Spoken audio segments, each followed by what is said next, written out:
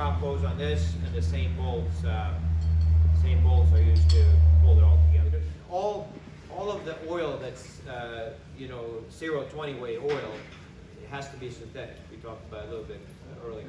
Okay, so here's a sample of a gearbox. There's a front housing to a gearbox. And here's an example of a rear plate to a gearbox. This one is for the one turn. And now he'll address the idle and everything, Yeah. kind of.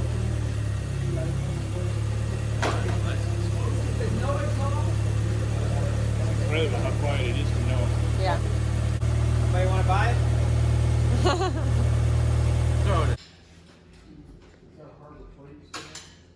The Honda is built in Ohio. The people that you're trying to convince, there's always a comeback. Oh, that's not the same. Car is only operating at 35%. So there's always a comeback. You can never win that discussion. You can maybe tell them that Honda has the same engine in their outboard motor, which runs at 80% all the time. Depends on who maintains it. Okay. It's just no different than owning a motorcycle. You do your oil changes and all that, and inspect it and keep it nice. It'll probably run 4,000 hours. Now, if you took I think the 912 Rotex just got a 2,000 hour TBO recently. If you took a Rotex 912 and you took this engine, and you had two nice desks here, and you laid all the parts out, and you looked at the parts, everybody would vote that this would go much, much further. Okay? Because, first of all, it's a single cylinder head. It's all liquid cooled together. It all runs the same temperatures. The Rotex is like 4 different engines running in synchronization. I agree. But oil analysis is a really good thing, both on the gearbox and on the engine. And that's also good for resale value.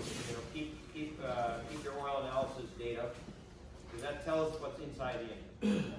Gearbox time.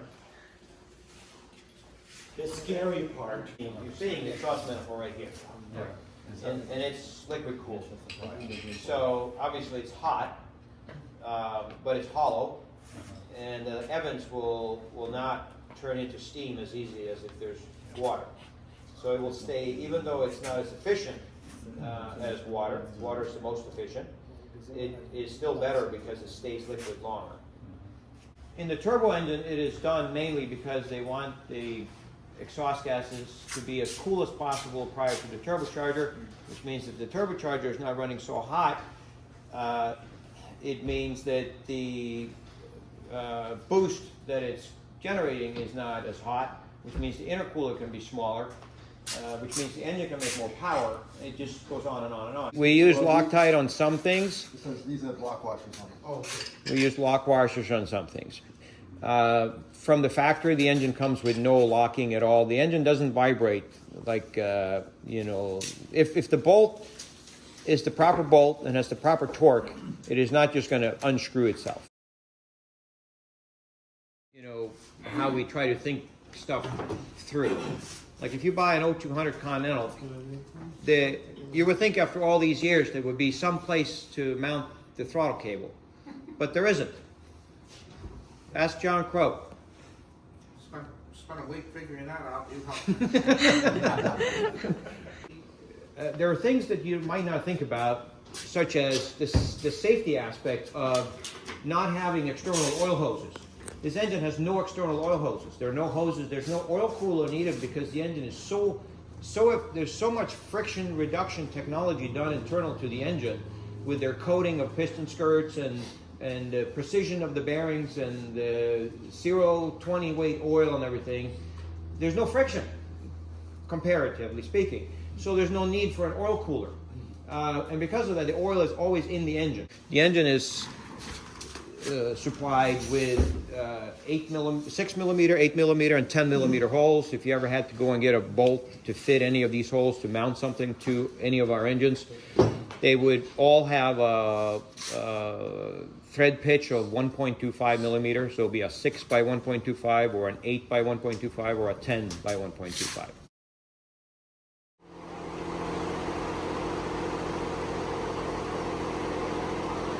So this worked out perfectly for me. Not for everybody, but for me. You know, it worked out good. What's your cruise RPM? 4,100 with me, 4,600 with the wife, and the full load fuel. And what are you getting per hour burn rate? With the both of us, 4.5 gallons an hour. Yeah. No, it's much better than the. What area is you shoot the surfer? We have a 550. It's a 550. Yeah, APCO 550 Cruiser. Right. Mm-hmm. About 38 miles an hour with the full load of fuel and the wife.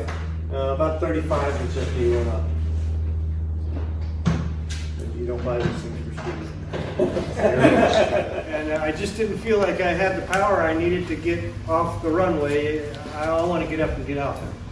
So last year we went to DeLand, not this year, but last year we went to DeLand, and we talked to Jan and Alyssa. I had been exploring the 90, and we decided that we wanted one.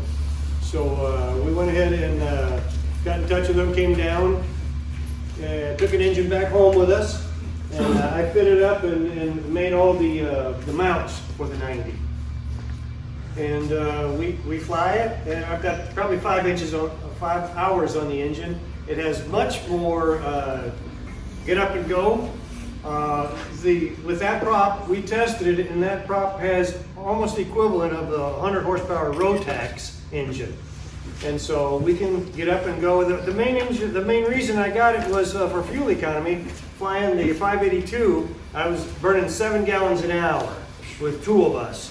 Now I'm down to about 4.5 gallons an hour with the 2 of us flying. So I got extended range. I like to fly long distance, not just around, but do a cross country over and then come back.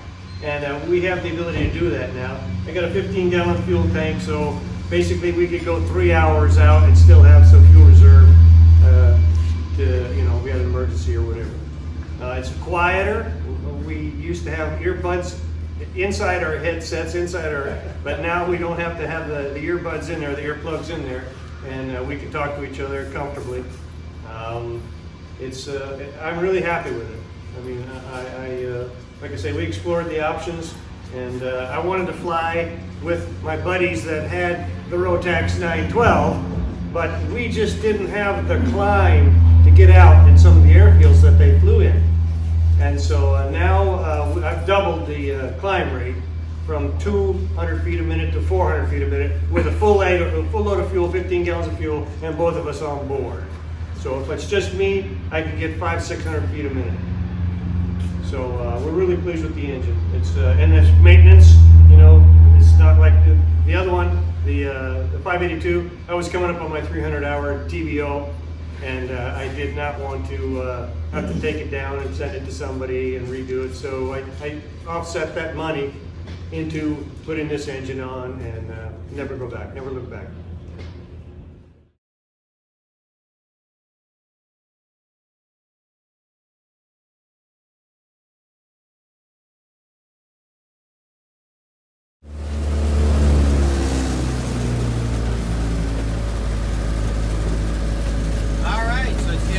Viking Workshop.